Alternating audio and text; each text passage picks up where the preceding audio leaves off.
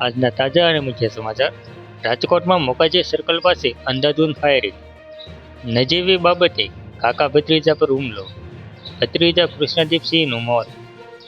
રાજકોટના મોકાજી સર્કલ પાસે નજીવી બાબતે થયેલા ઝઘડામાં પિતા પુત્રોએ 4 રાઉન્ડ ફાયરિંગ કર્યું, જેમાં એક યુવકનું મોત થયું છે.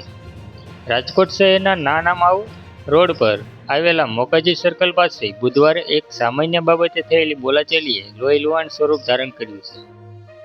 આ ઝઘડામાં કાકા ભત્રીજા પર ફાયરિંગ કરવામાં આવ્યું, જેમાં ભત્રીજા કૃષ્ણદીપસિંહનું ઘટના સ્થળે જ મોત નીપજ્યું છે, જ્યારે ઈજાગ્રસ્ત થયેલા કાકાને તાત્કાલિક સારવાર માટે હોસ્પિટલ ખસેડવામાં આવ્યા છે.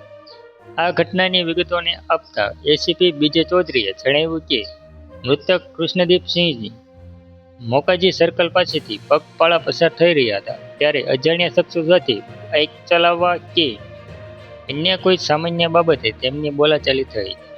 આ પછી ઉશ્કેરાયેલા શખ્સોએ ફોન કરીને પોતાના પિતાને હથિયાર સાથે ઘટના સ્થળે બોલાવી લીધા હતા. હુમલાખોર પિતા અને પુત્રોએ ભેગા મળીને સીધા તીક્ષ્ણ હથિયાર અને રિવોલ્વર સાથે હુમલો કરી તાબડતોડ 4 રાઉન્ડ ફાયરિંગ કર્યું હતું.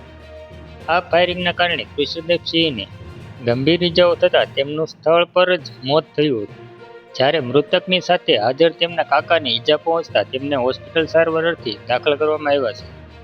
પ્રાથમિક તપાસમાં એ પણ સામે આવ્યું છે કે મૃતક યુવકનો ભાઈ પોલીસ વિભાગમાં જીઆરડી ટીમમાં ફરજ બજાવે છે.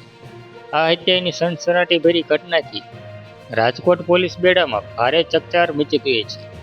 રાજકોટ ક્રાઇમ બ્રાન્ચ તેમજ તાલુકા પોલીસનો મોટો કાફલો ઘટના સ્થળે દોડી ગયો હતો. હાલમાં પોલીસે ફરિયાદ નોંધીને કાયદેસરની કાર્યવાહી હાથ ધરી છે. હુમલાને અંજામ આપીને ફરાર થયેલા આરોપીઓને પકડવા માટે પોલીસે મોકાજી સર્કલ આસપાસના સીસીટીવી ફૂટેજ તપાસવાની અને મોબાઈલના લોકેશનના આધારે સઘન તપાસ શરૂ કરી છે. જોકે હજુ સુધી આરોપીના ચોક્કસ નામ પોલીસના ચોપડે સામે આવ્યા નથી.